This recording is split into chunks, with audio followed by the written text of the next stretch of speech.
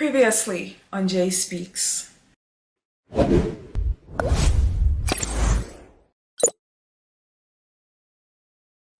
But he says basically know yourself, know your enemy, winning is a result. And the reason why that is that you can't accurately defend against something if you don't know what that something is. So in business they say knowledge is power. Well, power is also control, and you can win any game if you play by your own rules. So if you keep your opponent ignorant of the rules and so ignorant that they don't even realize they're playing the same game, you've already won. I turned to martial arts about 15 months after I had cancer as a form of like extreme physical therapy, and started using like more formal training in the martial arts to help benefit me physically to keep going and to overcome that. Like I said before we started, more people pass away from falling down than from crime. So I'm going to focus on that because that's the thing. I mean, the number one cause of death in the US is not crime, it's heart disease. So it's like, get them fit. You know, learn to defend against something that is more statistically likely than an assault. Since I look at things differently and I do things differently, I am very much different from all of the other martial arts schools out there. My focus is on practical self-defense and threat assessment. My focus is on the fitness aspect, because really your primary means of self-defense is to avoid the conflict. If you can run away, great. If you're not fit enough to run a block, I'm not doing my job. The truth of martial arts, a journey of skill, discipline, and self-discovery.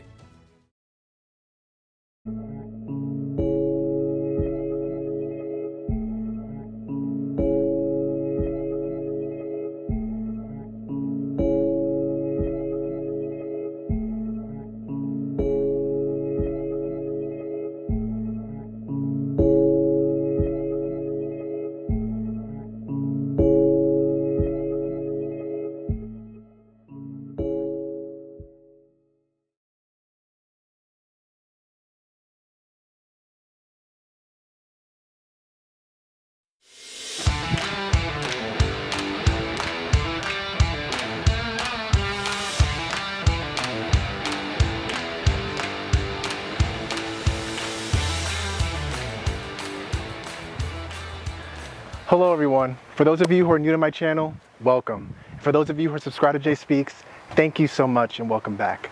As you know, it is my mission, it is my passion to bring to you all conversation topics that are positive, motivational, educational, and informational. Today, ladies and gentlemen, I'm so delighted to be here with Raevin Bryant and to introduce you all to her company and brand, IndigenousSoul, yoga, hiking, wellness, and adventures. Raevin is a certified Wilderness Field Instructor who in 2017 received her formal training through TrailCarolina, which is a wilderness alternative therapy program for the youth. Since then, she has professionally led over 100 hikes, camping, and backpacking trips. She has also been practicing yoga for 10 years. She received her formal training and certification from Ganesha's Yoga and Wellness School in Kernersville, North Carolina. Ladies and gentlemen, if you are interested in all things yoga, hiking, wellness, and adventures, well, I'm happy to share with you all that IndigenousSoul is just for you. As a student of Raevin's, you will experience professionally led hikes, camping, and backpacking trips. You will also learn wilderness skills and survival skills while on these hikes, and you will be able to enjoy yoga and wellness sessions as well. Please sit back, relax, and come join us. And hopefully after today's episode, you'll be able to discuss with competence the importance of yoga, hiking, wellness, and adventures.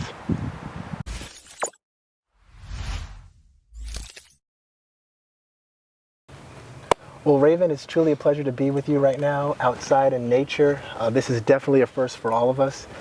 Before we get started, please share with the camera, share with the audience, myself, where are we right now? And please also talk a little bit about yourself and IndigenousSoul. Okay, well, we are in North Durham off of the North Eno River. And again, thank you so much for having me. My name is Raevin Bryant. I am a Durham native. I was born and raised here. And I went off to school, I studied animal science, and then I relocated back here for about 4 years now. And I started my journey as a Wilderness Field Instructor in 2017 when I worked with TrailCarolina, which is a wilderness therapy program for at-risk youth, or what I like to call youth with really big feelings. That's a program that's out in the western part of North Carolina. It's very close to the Tennessee border, and that's where I learned all of my formal wilderness survival skills. And since departing from them, I've come back. We went through the pandemic, and throughout the pandemic I got all of my yoga certifications from Ganesha.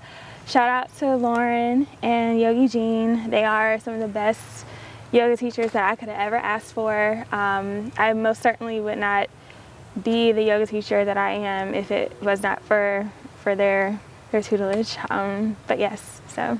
So what got you interested in yoga? I started yoga back in 2010 when I first moved to Greensboro, North Carolina. And I was actually, the origin is I was looking for something to replace ballet, because I was in ballet for a little bit growing up. And I was looking for something to kind of just take the place of it. And I stumbled into a hot yoga studio. Back then it was Bikram. This was before I met Lauren and Yogi Jean. But I started off in Bikram, which is no longer a yoga practice. You know, it was some things that happened with Bikram. But yeah, so that's how it started. Okay. Yep. Well, getting into our conversation topic of the day, you know, yoga, hiking, wellness, and adventures. Please, you know, I understand that you are a certified Wilderness Field Instructor. You professionally led over 100 hikes, camping, and backpacking trips. Congratulations. Yeah, thank you. You know, what is it about nature and embracing nature, you know, becoming one with nature that is important to you, and why should it be important to all of us? Well, I do think that nature hasn't gotten away from us. We've just gotten away from it.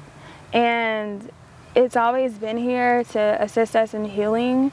And I feel like being outdoors is one of the best spaces to heal. And I just want to encourage people of all backgrounds to just get outside and just start to explore. You'll never really realize how much you'll like it until you're out here. So that's really what I try to do with Indigenous Soul, is to kind of bridge the gap between communities that would not otherwise be able to access the outdoor spaces, and let them, you know, try to educate as well, because there is a lot of fear associated with being out in the wilderness, and I really try to just debunk some of that fear, just step by step, literally.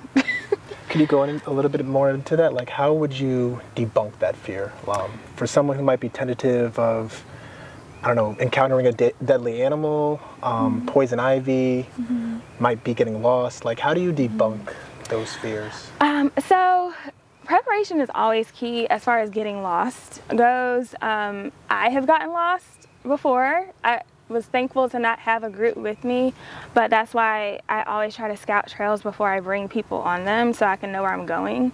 And but also when it comes to wildlife is, it can be a very intimidating topic, but when you really think about what animals are, they're just like you and I. They want to feel safe. They want to have a sense of love and belonging and things like that. And as far as approaching them, we always want to make sure that we implement leave no trace. So when we come into the forest, we want to leave it just like we found it, and that includes all of the lives that are in it. So number one question I get is, what about bears? You know, North Carolina, we do have a bear population here. Most of our bears are black bears here. And they have come as close as to where we are. So we've had some sightings in Hillsboro before, which is just right over here. So what do you do when you see a black bear? Do you approach it? Do you scream and holler? Or do you try to hurt it? And I would say, don't do any of those things. Never approach a an animal, especially if it's showing signs of aggression. For bears, they'll usually do something like they'll pat the ground really heavily. You'll also hear certain sounds coming out of them. And those are all signals to say, like, hey, back off. Like, just step back. Always keep them in your sight, but just slowly back away. And for black bears, you can make yourself appear bigger than what that bear actually is. And usually they'll kind of just go off because they don't really want problems. They're usually just looking for food. And that's another thing I try to teach people is, as far as backpacking and camping goes, is that you really don't want wildlife to associate you with food. You don't want them to associate humans with food, because that means they're just going to try to come around humans. And we all know that might not be a good outcome for both the animal and the people involved. So your advice is similarly to not approach another human on a trail. We should not approach an animal. So like keep our distance. So if you see a bear in the distance, that's not the opportunity to walk up on it. Right, yeah, I wouldn't use that as an opportunity. You never know what is going on with that bear or any other wildlife. It's not just bears that's out here. We have bobcats here. We've had mountain lions before. I don't know what the population is looking like right at this time. We've had, there's various snakes here. Here in North Carolina, we have 37 species known. Only 6 of them are considered venomous. So again, just learning about the species, knowing how to identify them, could probably save you in the end. But when you come across a snake, it's nice to say hi, but just keep it moving. Yeah. So are most of your teachings and learnings, do they take place while on a trail or while on a hike, or do you have, I guess, virtual classes? I don't have any virtual classes. Everything is nature-based and hands-on. I try to get people as physically involved as possible, because I feel like that's one of our best ways to learn and retain information, is to actually physically do it, which I hope that we'll be able to do some of the things today. I'll be teaching you about it's called bear hang, but this is putting your food up in a tree. But we'll be doing that sometime today. Okay, hopefully. Now, I'm sure your hikes are anywhere between, I think this trail is 3 miles? Yes, it's under 3. 3, what's the longest you've walked? The longest hikes, we've done 12 miles. 12 miles, so 3 to 12. So, what routines, what practices do you do, before, during, after a hike to emotionally and mentally and physically get prepared for what's ahead, the journey ahead? So before a hike, it does depend on what type of hike it is. If it's something like what we've done today, I always bring my med kit. That's always with me, whether it's just me or I'm bringing people out with me. I always bring water. You want to hydrate very well, at least 24 to 48 hours before a hike. Especially in your warmer months, because hiking is considered a cardio. It's a low to medium to high impact cardio, and it just ranges. And so you want to make sure you're well hydrated and you're good on your electrolytes, like making sure all those things are in good balance. But yeah, so as far as mentally preparing, I'm always excited. So I don't think I have to super mentally prepare myself.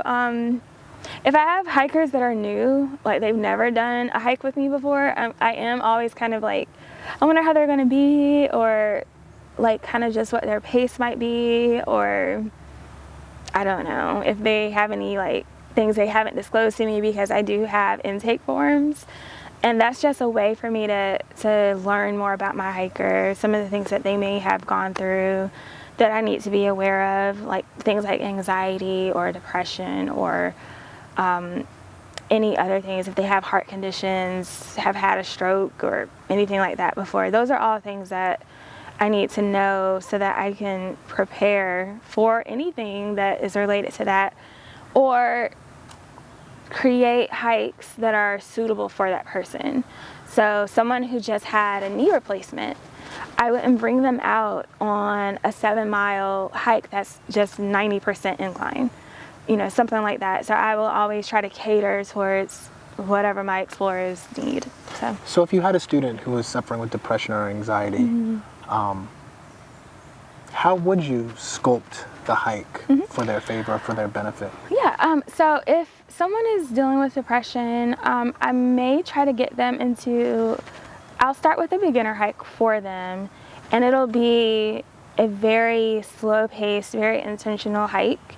So we'll try to move a little bit slower. We'll actually be doing a little bit more wellness. I'll do some type of activity that's good for their parasympathetic nervous system. That's where we hold all of our emotions. So I would probably do like a yin class with them, a yin yoga class, or maybe a kundalini yoga class, something like that to kind of reset the emotions, reset the parasympathetic nervous system. And we'll probably do a lot more meditations. And I've even done forest bathing. So you'll take a stretch of land, something, maybe a few meters, nothing too long, where we'll walk barefoot. But it's extremely slow, and it's essentially allowing the forest to just recharge your energy. And so I've done something like that before, for people that have things like anxiety and depression, and it's been really beneficial. So is that considered grounding? Yes. So similarly, so you talked about recharge, right? So similarly to, you know, me charging my phone, it might take an hour for it to be fully charged. How long would someone need to be grounded to the earth or experience that type of physical terrain relationship or bond for them to be fully recharged, or is that not a straight answer? I don't think it's a straight answer, because I think it all depends on what's going on the inside of that person, and I guess their journey into their healing process. Some people can come out and they can just take 30, 45 minutes out of their day and just be outside and be fine. Like, that's exactly what they needed to feel better.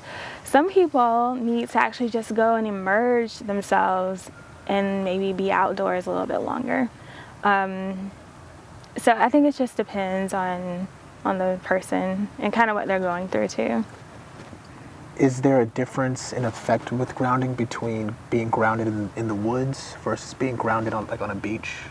Or is it the same, different? I feel like it's the same, because, well, I will say some people will be, I always encourage people to go to where you're naturally drawn. So for me, I love forests, I love the mountains. So I'm always gonna try to go there versus the beach. I love the beach, but I'm not called to it very often. So I always say, go to wherever you're being called, because that's probably where you need to be. So, yeah. Do you think distance plays a role in you being called? Because it's probably closer to come to the forest than the beach. I would say no. I'm gonna go wherever I need to be going. Okay. Just curious. Yeah, I'll go wherever. So my next question, so have you ever experienced like an injury on a hike? Or had to assist someone with an injury on a hike? How did that go? I haven't had an injury. Tap on the rock there, but but I have assisted people with theirs. I did have a lady that was borderline heat stroke last year, and that is a very scary place to be, just out miles away from civilization, as you will say. That can be very scary, but as long as like my training is up to date and I know how to react to those type of situations, I'm very confident in being able to help as much as I can until like EMS arrived or you know, something like that. I have had a situation where I thought that I was going to have to get a child evac'd, where a helicopter will have to come and land. We were way out, 200 or so miles in the backcountry, and we came across a eastern diamondback rattlesnake, which is one of our poisonous species here. And I thought that snake was gonna bite the kid, and then I was like, I'm thinking to myself, how am I gonna deal with that if that happens? And immediately it was just like, she would have to be evac'd out of here. So I would have to call the base with TrailCarolina and get them out of here, because that's pretty serious. But luckily it didn't happen. So here's that. you know, you being deep on a hike, 5-6 miles, having an emergency situation like you just described, how do you get that person to, I mean, the helicopter, I mean, is that every single situation? Like, if there's an emergency situation, does it always involve a helicopter? Or no. would you have to physically carry the person and bring Sometimes them down? you will. Like, it depends on where you are. There is SNR, so search and rescues is SNR. With the national forest, I like to check in with ranger stations. I like to let them know, this is the number of people I have with me. This is how long we're supposed to stay out here. This is what everybody's license plate is. This is mine, my ID, everything like that. I always give that to the ranger stations wherever I go. And as far as national forests and things are concerned, because you just never know what can happen out there. It's very important to let somebody know where you are and where you're going, and kind of the itinerary. Like, we should be out of here in 5 days. If we're not, then there might be something wrong. Coming SNR might have to happen. So it's very important to just let people know where you are. And in those type of instances, just having the right gear, I can't emphasize that enough. Like, having the things that will keep you alive, or at least help sustain your life while you're outdoors, is very crucial if you're going to be doing things like backpacking and camping and stuff like that.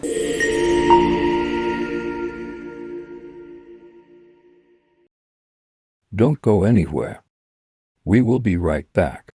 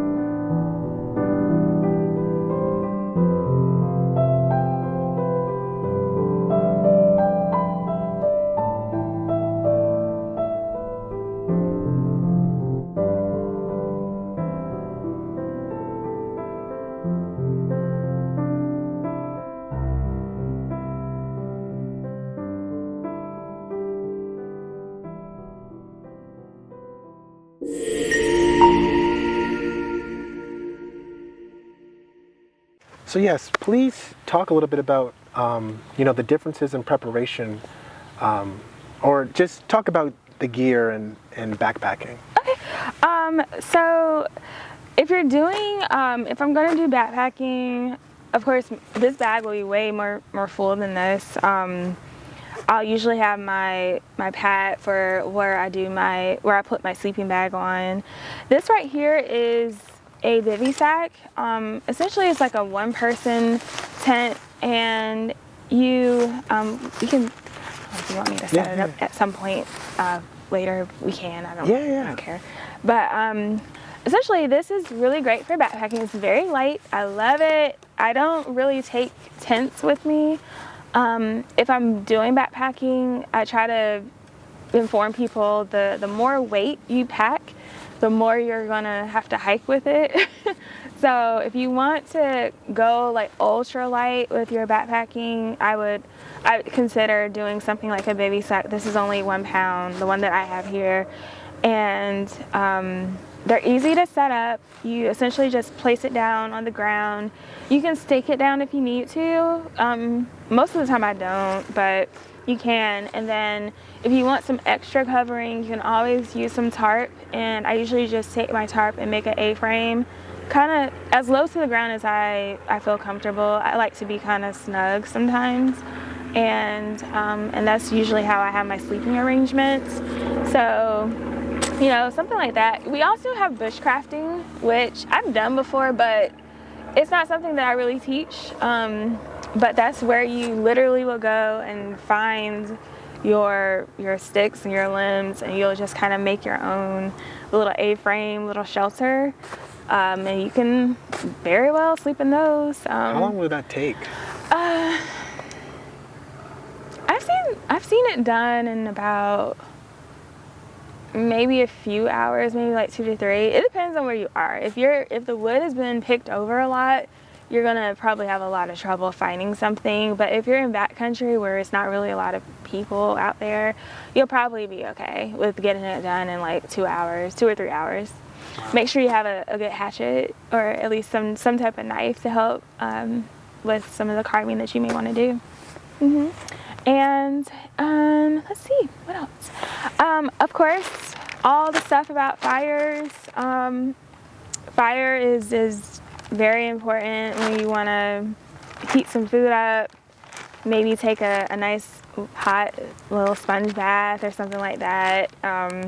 Those are really nice. It's also nice to just go to sleep by these. Of course, please put your fire out before you go to bed. I have seen it where they'll put their sleeping bags beside a fire pit, and their stuff will catch on fire. So just make sure you put your fire out before you go to bed. But yeah, I teach primitive fire skills. So we have some things in here. Let's see.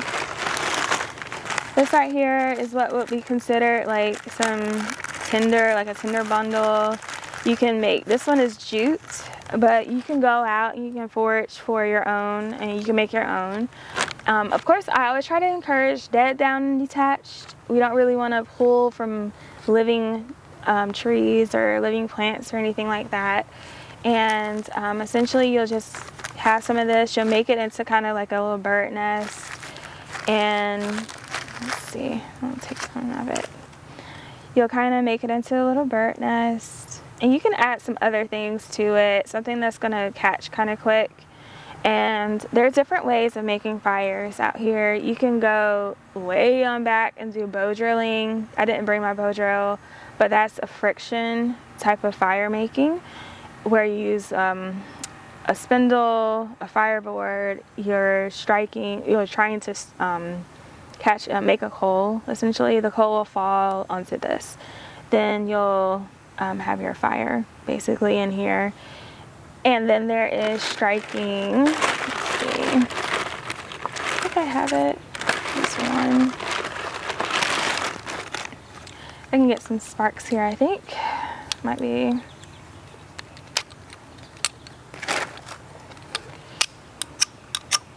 So you have some sparks kind of going. Eventually one will fall. I'm not going to do this on your stuff. But you can have one that'll fall eventually. See, like one fell over here. Whoa. And you can get it to kind of land on one of these, and you can end up with some fire. And you put that around like leaves? Well, leaves burn and they fly. So whenever you're making a fire, try not to use leaves. You want to use really small, when you're starting off, you want to use very small sticks that are going to catch. So this is essentially what it'll look like when you start. You just kind of build them up like that. You can add larger sticks. The more your fire grows, the more it'll need to feed off of. And that's how you start your fire. And this is called again?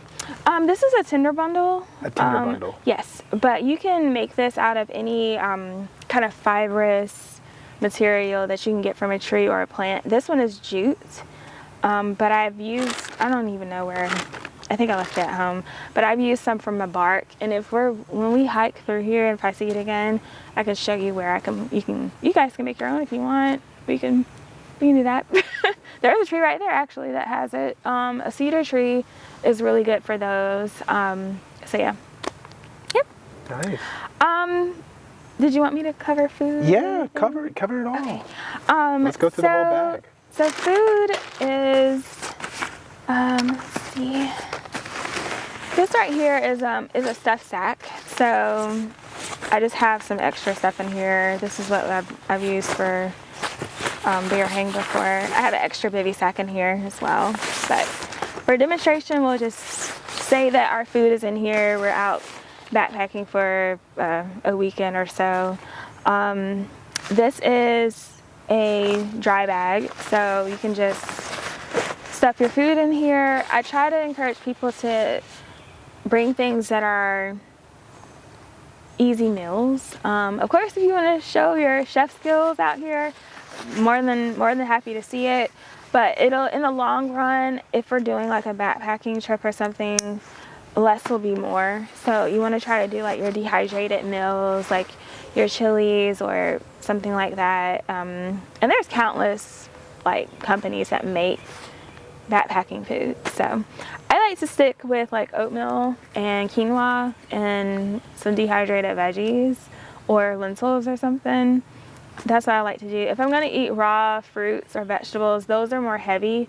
So I usually will eat those on day one. Like when I'm first getting out there, that's probably when I'm going to eat it because it's heavier. So if I'm doing backpacking, I don't want the weight of it. So, but yeah. So how heavy do your backpacks typically weigh with everything included?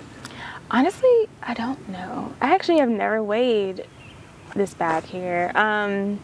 This is the one that I use. It is a 75-liter bag, and I'll usually have my food in here.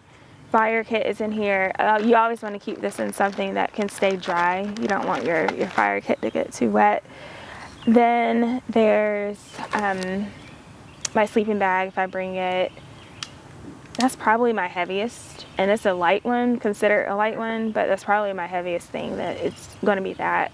So I'm not really sure. My med kit is heavy, but yeah, my med kit and then my sleeping bag are roughly around the same weight. But I haven't measured, I haven't weighed it. It's a good idea, I might try to do. It looks like about 30 pounds. If it's full, it looks, I mean, I don't know how reliable I'm that not is. sure if it's full, maybe around 30, 35. 30, 35. Well, anything else that you would like to show? Oh yeah, share about that. Oh, okay, yeah, so water, I do get the question of like, what do you do for water, and how do you is it safe to drink the water around the environment? I wouldn't drink, I do oppose to drinking just raw, unfiltered, naturally sourced water. Unfortunately, our earth has gotten to the place of a lot of our water is polluted, and it's just not necessarily safe for humans to consume anymore. So you do want to get a good filtration system. This one is from Platypus. I got it from REI, but it filters out 2 liters at a time, which is good enough for myself and a small group. And you will essentially use the reservoir area here. You fill it up with whatever the water is. You want to try to stay clear from standing water. That would be the last water source that I would want to drink from. You can still do it, but you really just want to try to stay away from a pond or a lake, anything that's holding.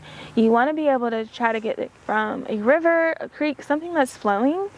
So you'll just fill it up, and this is a gravity fed bag. You'll hang it up on a tree, you'll attach the filter, and then you're good to go. You can use it to cook with, drink, you can bathe with it. I mean, whatever you need it for. So, yep.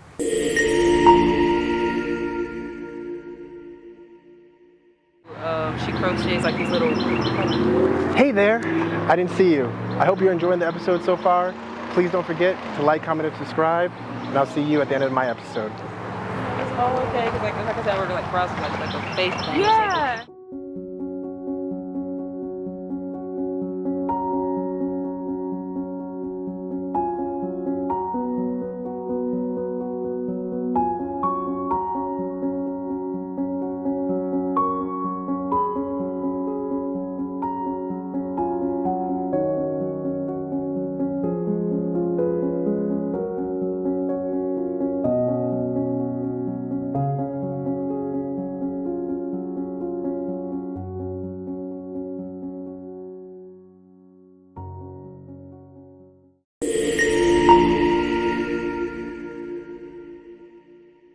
So when it comes to bathing and showering while in the woods, please talk about that. How do you go about that?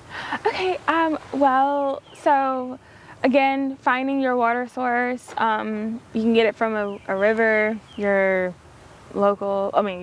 closest water source, a river, a creek, or anything like that.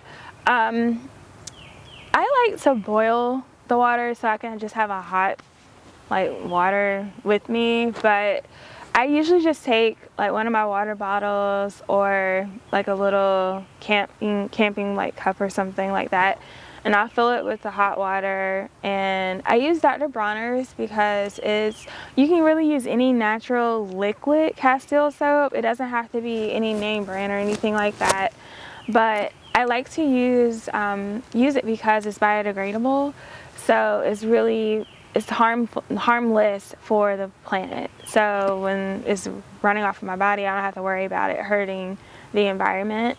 So I like to use that. You can also use a liquid Castile soap for pretty much everything. I've used it for field laundry. When I take one of my 5-gallon bags, I put my dirty clothes in there.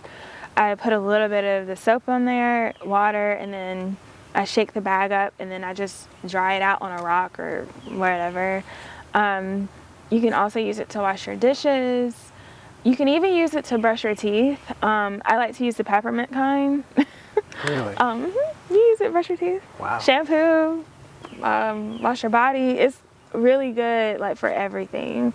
That's why I like using it so much. But you can also get the camp soap they have at places like REI. You can get it off of Amazon too.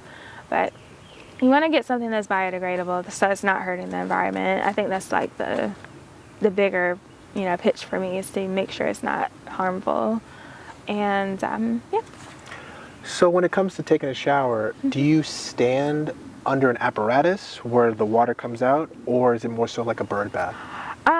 There's no shower. You can bring if you're doing a camping trip, whereas you want a little bit more luxury, you can always tow in a camp shower, but I don't do that. So I'll just fill up my water container, and then I'll just take it and just pour it wherever it needs to go, and that's usually it.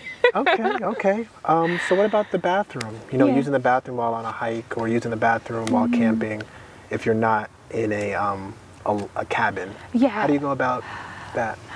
So you want to make sure, if you're on a trail, if you're actually on a trail and you have to go, you want to at least hike out into the woods off of the trail at least 350 to 400 feet or so. And for number 1, you can usually just, squat if you're a lady, and, tinkle and be done with it. Just wipe and keep it moving. If you're bringing in your wipes, I like to keep a separate bag for all that stuff. So anything that I'm using, it just goes right into a bag. But for number 2, you have a shovel with you. This is the one that I have. Some people bring bigger ones. But you want to dig kind of like a cat hole. I like to go at least a foot down or more. And then, you just squat over and you go and cover it back up. But you want to make sure you keep a mound over it. And then that mound, you take a stick and then you put it on top of it so that other hikers or anybody coming by, they'll know that, hey, there's like human, poop down there. But I have to speak on diet, because decomposing of human waste, there is humanure. There's a movement of that that's been around. Humanure is what it's called, okay. Where you can compost your own fecal matter. But you really want to have like either a vegan or a vegetarian diet, just because if you're going to be putting that right back into your garden, that's kind of where you want it to be, because it just decomposes better. It's not going to mess up your soil. But as far as outside goes, I'll get back into that because I think I sidetracked a little bit. But yeah, you just make your cat hole, you put a mound over it, put your stick in there, and that way people will know. As far as wiping, you can use, of course, bring in your own wipes, your own biodegradable wipes or whatever you want. A tissue paper, like a really good composting tissue paper, is also fine too. But you can also use birch tree leaves, and we've passed some birch trees. I don't see any around us now, but you can use the leaves off of a birch tree, preferably really young, fresh leaves. That way they'll be a little bit more pliable. They won't rip on you. You gather enough of those and you can wipe yourself. And those are actually pretty hypoallergenic. Not a lot of people have a reaction to them. And so they're pretty easy to use as an alternative toilet tissue if you need it. Wow, so they're biodegradable, of course. Yes. How long does it take for it to degrade, do you know? I'm not really sure. I believe less than a year. Oh, wow. I think it does depend on the heat as well. So if the ground is really hot and stuff like that, it'll probably decompose a little bit faster. Okay. Yep. Well, is there anything else in your bag that you would like to show us, in your hiking bag? I don't have anything else in here. Well, I definitely do want to go over this medicine kit. Okay, yeah. You definitely mentioned it beforehand, but what are the types of things that you would bring on a hike? So the med kit, I do make sure I keep a idea of the things that I have in here so that I can just physically look at it. If something happens to someone or myself, I can always look on here and say, yes, I have this, and that. I even write down the milligrams of the medication, the OTCs that I carry. I don't carry EpiPens. I do let my hikers know if you have, if you're prone to having certain reactions and things like that, please bring your own EpiPen. I don't carry them. It's a little bit more, there's some logistics and legal stuff that goes into me carrying that and then using it on people. But you administer it, but you don't carry it. I don't carry it. There's some things that are that I just won't do as far as the care that I can provide. And we can omit this off the camera, but I do have insurance, and so it's certain things that I won't do just because of I might get litigation issues like that. But we can talk about that off the camera. But yeah, so I keep some sunscreen in here. I have This is a hemp rub for somebody that might have some sore muscles. I have a splint in here for somebody that might hurt their finger. So just anything like your typical first aid kit. Some of the OTCs I have are like Aleve, I have ibuprofens, I have some, I thought there might have been something back there. Did y'all hear that? Yeah. We do have a population of deer out here too, so they may be coming around. But yeah, so I have some anti-bac, alcohol, I have tons of bandages, pretty much anything that's first aid related, I got it in here. So yeah. Okay. I didn't ask about laundry. I don't know if you've been on a camping trip that's taken enough time for there to be laundry. Yeah. How do you go about washing clothes? Well, washing garments. I like to take my 5-gallon bags, and I'll put my dirty clothes in there, fill it with some water, and I'm not too concerned about filtering that water because it's going to be dirty either way. So, you know, it's getting my dirty clothes washed. So I just take it, put my clothes in there, put a little bit of soap, water, and then I close the bag up, and then I shake it, and then rinse it out. And then I usually like put my clothes on a rock or maybe hang it off of a limb and let it dry. If I'm by myself, I might be in the nude for a while. If it's just me, I don't carry on a lot of clothes with me. I usually have 2 sets of pants, maybe 1 to 2 shirts, and I do carry more socks than anything else. So I'll have like 6 pairs of socks and just like 1 or 2 pairs of everything else. So when you're on these camping adventures, you know, what do you do during the day? What do you do during the night? I'm sure, you know, after you've successfully hiked up into the destination, you know, how do you spend those 24 hours? If I'm by myself, I just like to have a lot of self-reflection. And so I might journal, or I might just talk to animals if they're around, talk to the trees, hug them. These are all living beings. Even the rock that we're sitting on is energy. So I just do a lot of that. I might cook a little bit if I feel like it. I might try to forage. So we're in North Carolina. We do have a lot of edible species here. Edible plants here. And, you know, we have berries. We just went past some blackberries. They'll be coming soon. There's lots of nut trees. I might forage depending on where I'm at. And I really just chill out. I try to limit my electronic use. If I'm not just doing a check-in with my family, I'm not even on it. I usually have my stuff off if it's just me. But if I have a group with me, I'll just ping in and check in. I'll sometimes call the ranger station and be like, hey, yeah, this is this group and we're doing good. Like, we're fine. And they're usually like, okay, thank you for thank you for letting us know. But yeah, I usually just relax. That's pretty much it. So it's like detach from your day-to-day life. Yeah.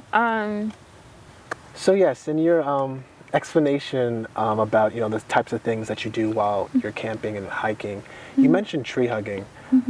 Does tree hugging give you the same benefit as grounding? Or are they different? Why would you choose one over the other? To me, I feel like the benefits are very much the same. Trees are breathing, living beings. If you actually pan out and look above a forest, you can actually see how they communicate. Like, they've done studies and stuff on it, but I kind of see them as being the same as grounding. It's just like an exchange of energy.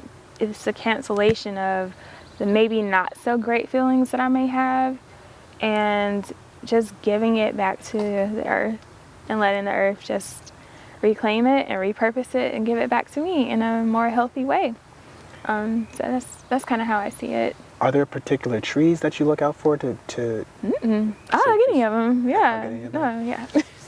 Anybody. How long would you hug a tree? I feel as though, like, you know, walking barefoot is a little bit more, I guess, popular than hugging a tree. And you know, you have the beach and stuff like that. But like, how long would you typically like hug a tree for? As long as like, I need. As long as you need. As long as I need. Sometimes it's just been like I'm giving a hug to my grandmother or somebody. Just as long as I need it. And I'll let go. And then you're good. All good to go. Yeah. Okay. I do want to talk scenarios. Do you recall, or can you talk about a scenario where you were either, you know, caught in like a deadly, not a deadly storm, but like a nasty storm, or the environment conflicted with your travel plans, with your hiking plans? Like, how did you adapt? How did you, you know, pivot in such a time? Okay, yeah, so the western part of North Carolina, up in the mountains, is considered a temperate rainforest. A lot of people don't know that, but we have one of those here in North Carolina. So you will get a lot of, especially in the warmer months, you'll get a lot of just sudden downpours. I mean, the thunder and lightning up there hits different than here. So whenever, and it's cool that when I saw your yoga mat, I was like, that's exactly what I use, my pad that I use to sleep on. It looks just like that.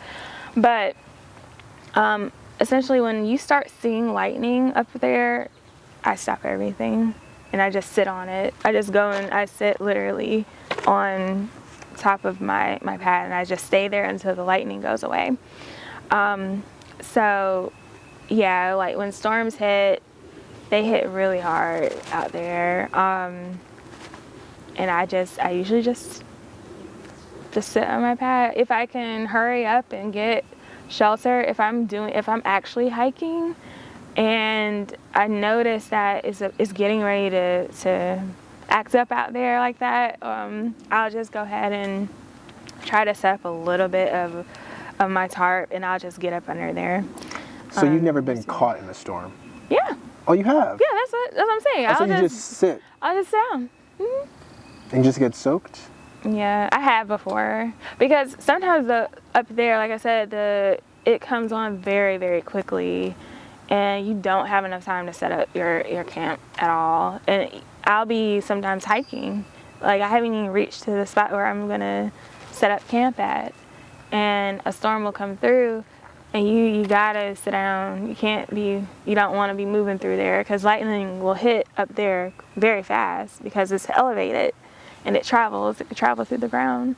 That's why you wanna sit on your pads. It'll buffer between that electricity that could hit you and it'll keep going.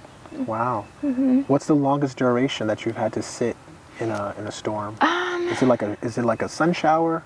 Or? No, some of them will be kind of fast. They'll just be passing through. But I think the longest one that we've had out there was probably about 30 minutes of nothing but just lightning hitting. I mean, it was wild. I was like, is this like the second coming or something? But yeah, it was about 30 minutes of just straight lightning. That was one of the biggest storms I had ever been in. And then afterwards, it was just sunshine. It was so pretty. But I like storms too. I think they're beautiful. So I don't mind just sitting in one and just listening. So. Have you ever encountered a deadly animal like a bear, a mountain lion? Snake? You know, please, share about that. How did you, I guess, react to that type of situation? Were you alone? Were you with a group? Did someone get bit? Did someone run away because they were scared? Yeah, I've had the runner. But so yeah, I've had my first bear encounter was in bear country, and I was told that there was a bear named Jughead that the rangers had been tracking for a while that's what they named him, Jughead, because he had got his head stuck in a jug one time, and they had to tranquilize him to get it off. So they just started calling him Jughead. But I ran into him, actually, and I was on my way. I was by myself. I was on my way back from a water run. Sometimes your water runs won't be right where you're camping. They'll be sometimes 2 miles out, and so you just gotta hike it and take breaks when you get tired. but yeah, so we had. I was walking up. It was kind of like a little overpass. It was very rocky, kind of like where we are a little bit, but a little bit more of an incline. But I came up and I'm looking over in the distance to the left. I'm like, what is that? It's like a black figure over there. And I was like, what's that over there? It turned out it was a black bear. And I was like, my first thought was like, oh shit. But so I was like, okay.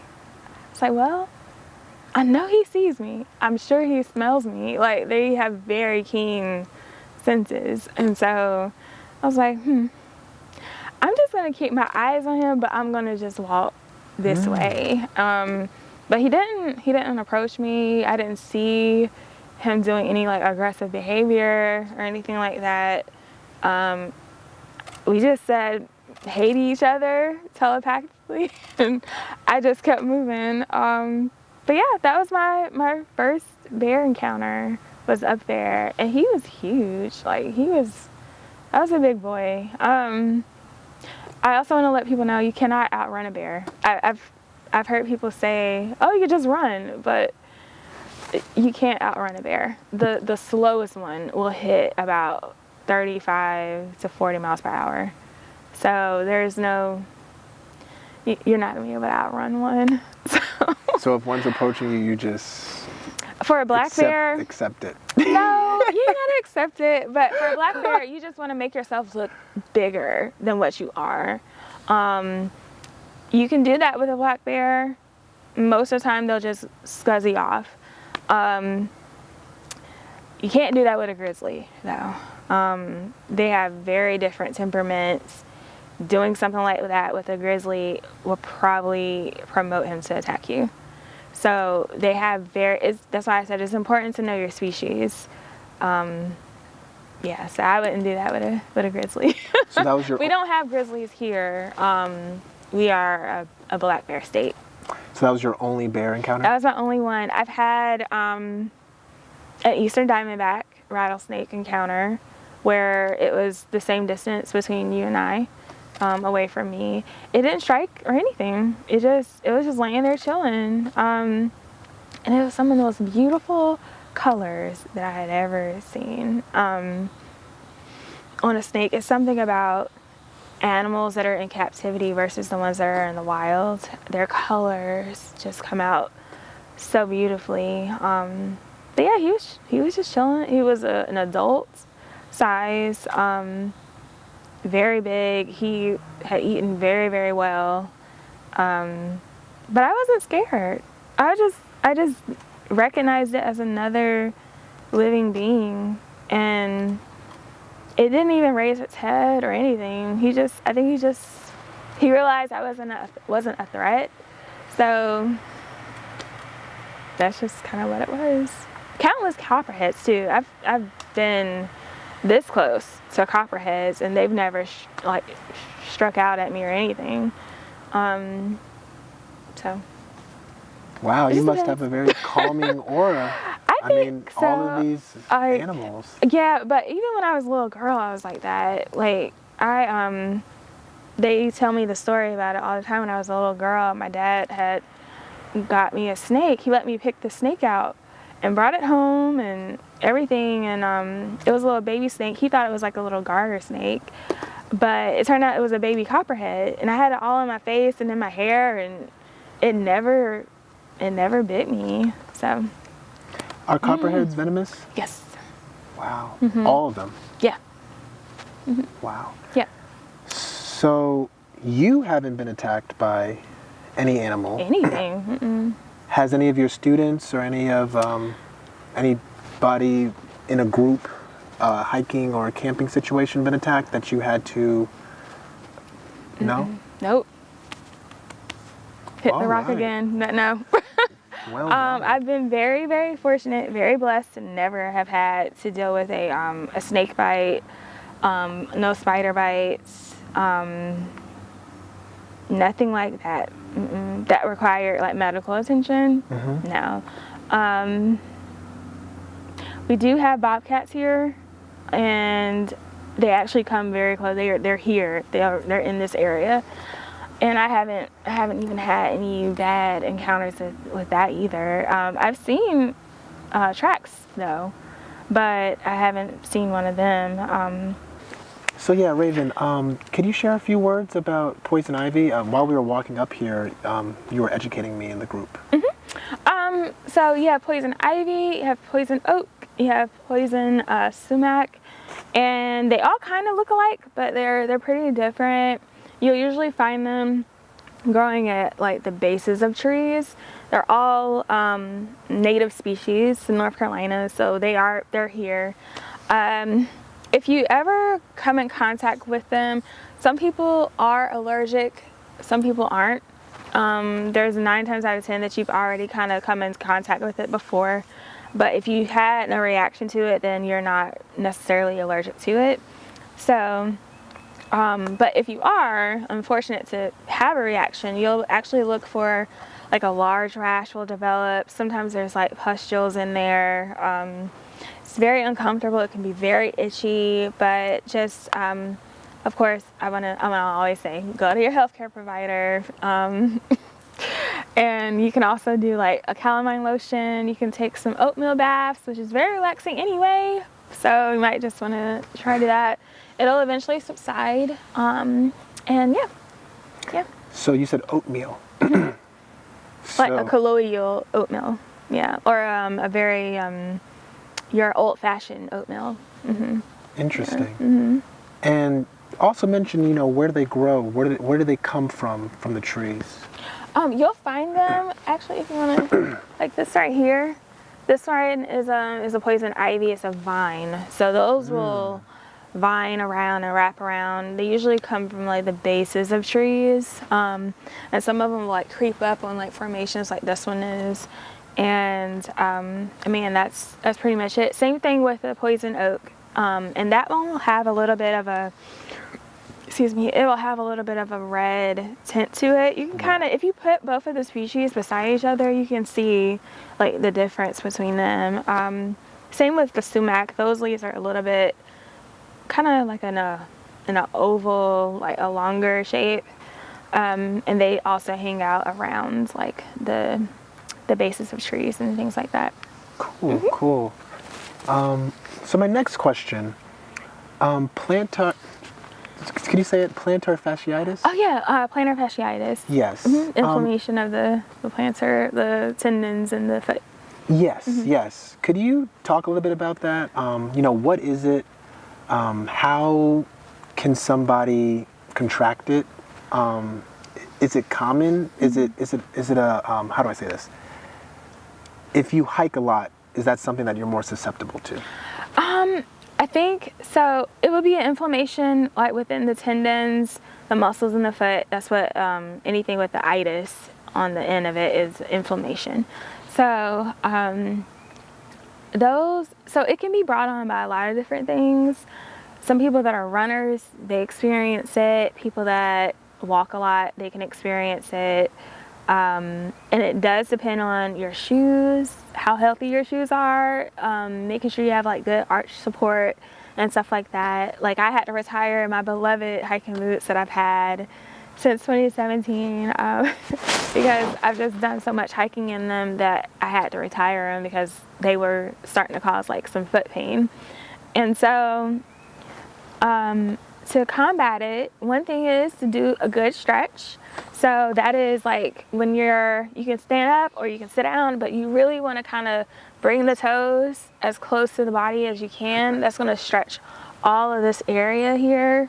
So stretching will be good. Yoga obviously will help with those types of things, not just in the foot, but everywhere else too.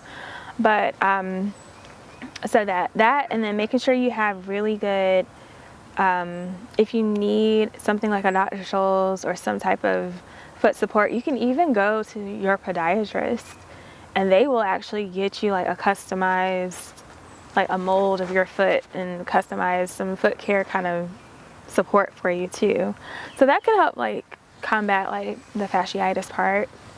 So is it like a cramp? It's not necessarily cramping. It's more of just like the inflammation. It's kind of like I don't know if you've ever like experienced like not a sprain, but just like the overworking of a muscle. Eventually you can have like micro tears in your muscle if you're overworking it and they're not getting the proper nurturing that they need. You can get things like tendonitis too. Like runners and people like that do that kind of sport can get that as well. Shin splints, I've had that before and it is not fun. It is not a pleasant experience. And that's when I was trying to run and I was just not doing it right. But but as far as hiking, I wouldn't say that you're more prone to it, but I will always advocate that you need to always take care of your feet when you're hiking and backpacking. That is, take care of your whole body, but your feet are very important. That's why I usually tell my hikers, if we're doing something long, everybody sit down, take your shoes off. You may not want to, but just try it if you please, because your feet need a break as well. So, yeah. So, if you were a beginning backpacker, hiker, camper, what advice would you give your younger self if you were starting out? Or anybody? I would say if I'm doing this and I know that this is something that I always want to have a part of my life, I'll always say invest in really good gear. Because it'll last a lot longer and it can take a lot more wear and tear. So I would say just invest in really good gear and take your time with exploring, because one thing I always try to do here at Indigenous Soul is I try to not scare off people that are new to being outdoors. And so some people are like, oh my gosh, I want to go and do the AT or the Appalachian Trail. And I'm like, yeah, that's great. And I want you to do it. But I also want you to, kind of walk before you run. So I know the AT is a hiker's dream to do the entire Appalachian Trail. But that type of trail does require a lot of logistics if you're gonna do the whole thing. And I don't want people to get into something over their head where they're immediately and forever turned off from doing something like this. I want them to feel like this is a part of their life now, and this is something that I love having in my life. So that's what I think those are probably the two things that I would always encourage. Just make sure you have really good gear and really pace yourself and learn what kind of hiker you are. Yeah. So from your experience, what are the different types of hikers? Well, so you have the ones that, I would consider kind of the ones that are, I like to do this every now and then. I might want to do a hike like once a month or something like that. And then you have the other hikers that are like, I have to be outside. I need to go hiking like today. I'll miss work to go hike, like those hikes, like myself. But yeah, I think those are kind of where it goes. And I'll say, like, for people who are a little bit more on the, I'll hike every once in a while, I don't really need it like that, I wouldn't tell them to go and invest a lot of money in their gear. You can still find very good quality gear out here that is not very expensive. Excuse me. One thing I love about like REI is they have that co-op, and they also have a the used gear site. So I can resell some of my gear that I'm not using anymore or upgrade it or whatever. But it's like gently used gear, and that's perfect for people that are like just starting out, or if you want to save money on stuff. I'd go to something like that and I'd get whatever I would need. So that's how you started? So some of my gear actually I bought through when I started with trails. So they would just kind of just take it out of my payment. But this one right here, I've had since trails. Since 2017? Mm-hmm. Yep. Wow. And it has lasted this long and has been through so much. I haven't had to do any type of reupholstering on it. I don't see any areas that are like falling apart quite yet. So it was very much worth the investment. I think this bag retailed for about $800. And my boots, the ones that I retired, were about $500. So, but they lasted so long. So, you know, it kind of, if you know that you're going to be doing this and this is your life, like this is my life. Mm-hmm. So, you know, it's kind of like, why not? But I would never tell anybody to spend all that, you know, a lot of money on stuff that you're only going to bring out of your closet twice a year. No, that makes sense. Yeah, so. Well, speaking of the Appalachian Trail, are there any trails or any hikes that you're looking forward to? Or Yes. any trails that are on your bucket list? Yes. Oh my gosh, yes. So AT is actually on mine. MST is on it. That's the Mountains to Sea Trail that goes from the mountains here in North Carolina all the way to the ocean. So Mountains to Sea, or MST. You can actually see some of their stopping points where you can sign that I'm on the MST. You can see that out at Falls Lake because that runs through there. And Appalachian Trail is on my list. It's not at the top. I do want to do it eventually. The next one that's coming up soon that's kind of on my list is the Old Gap Trail, which is out in Shenandoah National Park. That's in Virginia. And that one is a 9-mile loop, but it is that is the #1 trail that they have for search and rescues. So it's a very advanced hike, but the views are, I mean, amazing. So I can't wait to go do that. And that'll be coming up soon. I'll be leading a hike out there. I scout it first, and then I bring people on it the next time. So that should be coming up in the next month or so. I have people that can come out on the trail with me. So yes, speaking of views, what was one of the more beautiful views that you've seen on a hike? Honestly, all of them were beautiful to me. I don't come off of any hike that I did not see something that was beautiful. I don't know. I just find it all beautiful to me. So I don't know. I will say I have a very deep love for the mountains. So anytime I'm up there just looking at mountains, it always, like, I don't know, it brings tears to my eyes sometimes because it's just so beautiful.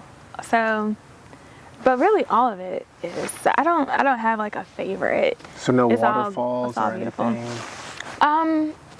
I've done Twin Falls before. I want to say it's Twin Falls. That was a big hike that we did back in last year in Pisgah. And that was really cool. But yeah, I mean, I think all of them are just beautiful. So. Okay. So after a long hike, I think you said the shortest you've been on is 3 miles and the longest you've been on is 12? Well, so I've done shorter hikes for like my beginner hikers and stuff like that. Like this one is under 3. So, yeah, I've done like shorter hikes. Yeah. What type of food or dessert do you eat to end a hike? Or to like refuel your body?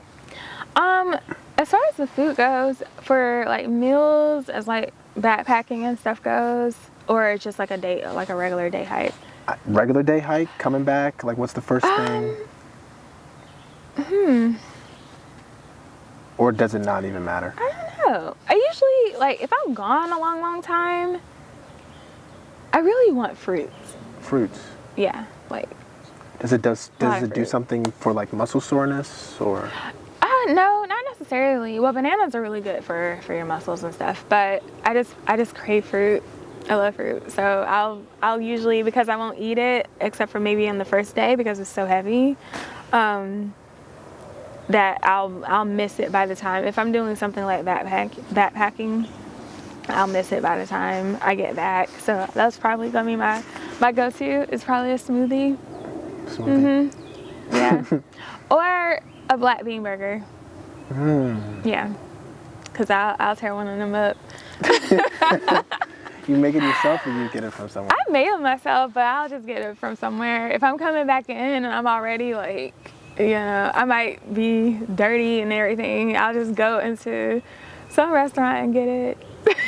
Okay. And my last question, what do you think of shows like Outlast and Naked and Afraid? Like, do you feel as though you can contribute on one of those shows? Well, someone from Outlast reached out to me the summer of last year to ask me to be on their newest season. So, but I said no because I didn't have anybody to watch my puppy. So. So clearly you're capable. Yeah, I'm definitely capable. I would have done it. I think that would have been a really cool thing to do, but I just didn't have anybody to watch my dog. Wow. Have you kept in contact with that? I haven't. The lady, Wow. She reached out to me she found me through Instagram, and she reached out to me on there and asked me if I wanted to do that show. I think I would have been the only person of color, let alone woman, on the show. I'm pretty sure I would have been, which is cool because we need to be, you know, there needs to be a light that there are plenty of people of color that are into this kind of stuff. Yes. That's the point of Indigenous Soul. That is the point of it. So, yeah. Well, Raevin, thank you so much. Seriously, thank you so much for taking the time to speak with me and for me to learn more about you and Indigenous Soul. This has definitely been a unique experience in every sense of the word, and I'm glad that I was able to share it with you, and I was glad that I was able to, you know, put your company and brand out there. So thank you so much. Well, thank you for having me. Absolutely. Or coming out here with me. And I just want to say to people, you know, get outside, explore. You can follow me on Instagram. I host a lot of things locally. I am affordable as well, because that's something that we did speak about, is just the affordability of having like professionally led expos, or expeditions, I should say. That's not something that is readily available for a lot of people with lower incomes, but I'm one. And there you are. So, thank you.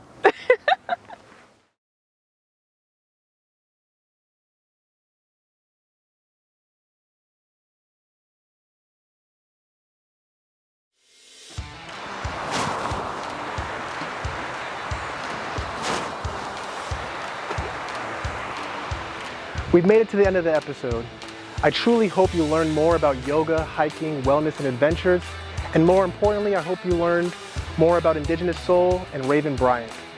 Please don't forget to like, comment, and subscribe, and I'll see you in my next episode.